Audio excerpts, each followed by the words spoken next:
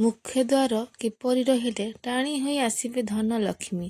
ମୁଖ୍ୟ ଦ୍ୱାରରେ calling bell କେଉଁଠି ରହିବା ଉଚିତ? କ'ଣ କଲେ ମାତା ଲକ୍ଷ୍ମୀ ଆପଣଙ୍କ ଘରେ ସବୁବେଳେ ରହିବେ? ମାତା ଲକ୍ଷ୍ମୀ ସବୁବେଳେ ଘରେ ରହନ୍ତୁ ବୋଲି ସମସ୍ତେ ଚାହିଁଥାନ୍ତି। କାରଣ ମାତା ଲକ୍ଷ୍ମୀ ଘରେ ବାସ କରିବା ଅର୍ଥ ଘର ଧନ ସମ୍ପତ୍ତିରେ ପରିପୂର୍ଣ୍ଣ ରହିବା।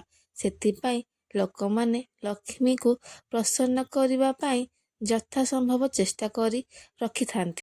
ବେଳେବେଳେ ଯେତେ ପୂଜା ପାଠ କଲେ ମଧ୍ୟ ଘରର ବାସ୍ତୁ ଭୁଲ ହେବା ହେତୁ ମା ଲକ୍ଷ୍ମୀ ଘରେ ରହିପାରନ୍ତି ନାହିଁ।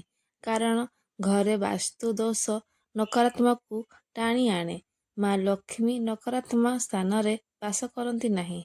ଆଜି ଆମେ ଘରର ମୁଖ୍ୟ ଦ୍ୱାର, କିଛି ବାସ୍ତୁ ନିୟମ ଏବଂ ମୁଖ୍ୟ ଦ୍ୱାର କେମିତି ସଜେଇବେ ସେହି ବିଷୟରେ ଜାଣିବା। ଶାସ୍ତ୍ର ଅନୁସାରେ ଘରର ମୁଖ୍ୟ ଦ୍ୱାରକୁ ସବୁବେଳେ ସୁସଜ୍ଜିତ ଏବଂ ସଫା ସୁତରା ରଖିବା ଉଚିତ। ଏହାଦ୍ୱାରା ମାତା ଲକ୍ଷ୍ମୀ ପ୍ରସନ୍ନ ହୋଇ ସୁଖ ସମୃଦ୍ଧି ବସା କରିଥାନ୍ତି। ମୁଖ୍ୟ ଦ୍ୱାର ସୁନ୍ଦର ପରିଷ୍କାର ଥିଲେ ଘର କେବେ ବି ଧନର ଅଭାବ ରୁହେ ନାହିଁ ଏବଂ ସେହି ଘରେ ବାସ କରୁଥିବା ଲୋକେ ସର୍ବଦା ସୁଖ ଶାନ୍ତିରେ ରୁହନ୍ତି। ସବୁବେଳେ ସକାଳର ସୂର୍ଯ୍ୟ କିରଣ ପଡ଼ିବା ପୂର୍ବରୁ ଘରର ମୁଖ୍ୟ ଦ୍ୱାର ଖୋଲା ରଖନ୍ତୁ। ଘରେ ଠାକୁର ପୂଜା କରୁଥିବା ସମୟରେ ମଧ୍ୟ ମୁଖ୍ୟ ଦ୍ୱାରକୁ ଖୋଲା ରଖନ୍ତୁ। ରାତ୍ରିରେ ଏକ ତମ୍ବା ପାତ୍ରରେ ପାଣି ରଖି ଘରର ଆସନ କୋଣରେ ରାତିସାରା ରଖନ୍ତୁ ଏବଂ ସକାଳେ ମୁଖ୍ୟ ଦ୍ୱାର ସହିତ ଘର ସମସ୍ତ କୋଣ ସ୍ଥାନରେ ସେହି ପାଣିକୁ ଛିଞ୍ଚି ଦିଅନ୍ତୁ। ସେହି ଜଳରେ ଯଦି କିଛି ହଳଦୀ, ଗୋଲାପ ଜଳ ମିଶାଇବା ଆହୁରି ଲାଭଦାୟକ ହୋଇଥାଏ।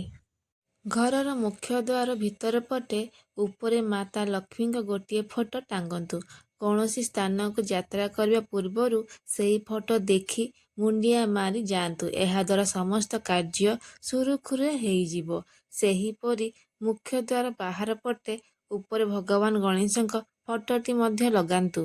କଲିଂ ବେଲ୍ ସଦାବେଳେ ମୁଖ୍ୟ ଦ୍ୱାରର ଡାହାଣ ପଟେ ଲଗାନ୍ତୁ, ଅର୍ଥାତ୍ ଯେମିତିକି ଡାହାଣ ହାତରେ ବେଲ୍ ମାରି ହେଉଥିବ। ଘରକୁ ଯଦି କିଏ ଅତିଥି ଆସିଲେ ମୁଖ୍ୟ ଦ୍ୱାର ଆଗରେ ଚପଲ, ଜୋତା ଆଦି ନ ରଖି ସେଥିପ୍ରତି ଦୃଷ୍ଟି ଦିଅନ୍ତୁ। ମୁଖ୍ୟ ଦ୍ୱାର ପାର୍ଶ୍ୱରେ ଏଥିପାଇଁ ସ୍ଥାନ ବନାନ୍ତୁ। ମୁଖ୍ୟ ଦ୍ୱାରର କବାଟରେ ହଳଦୀ ଏବଂ କୁମକୁମରେ ସ୍ୱସ୍ତିକ ଚିହ୍ନ କିମ୍ବା ଓମ୍ ଅଙ୍କନ କରିବା ଉଚିତ।